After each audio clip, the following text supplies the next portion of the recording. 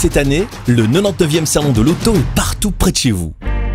Des chefs d'entreprise, le monde politique et des personnalités répondent aux questions sur la mobilité, l'utilisation de leurs véhicules et l'impact sur le climat posés par des jeunes de la nouvelle génération qui ne mâchent pas leurs mots. Aujourd'hui, nous invitons dans notre studio Philippe Quatennens.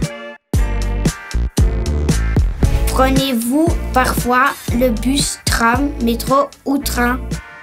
Jamais, parce que les transports publics ne correspondent pas à mes besoins. La ponctualité, la sécurité. Mais si c'était organisé comme au Japon, je serais un grand utilisateur des transports publics. La voiture électrique, ça vous tente? Oui, goûter au plaisir de l'accélération et au paradoxe à la conduite zen, c'est adopter la voiture électrique. Le salon de l'auto est-il important pour vous?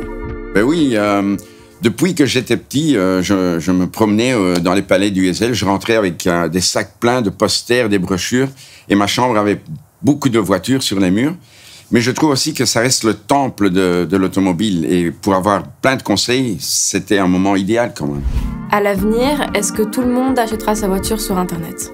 Il ne faut pas sous-estimer le rôle du concessionnaire. Moi, je croyais tout savoir sur la voiture que j'ai actuellement, et quand je l'ai commandée. Mais le vendeur m'a donné quand même plein de conseils sur la configuration. C'est quoi la voiture parfaite pour vous?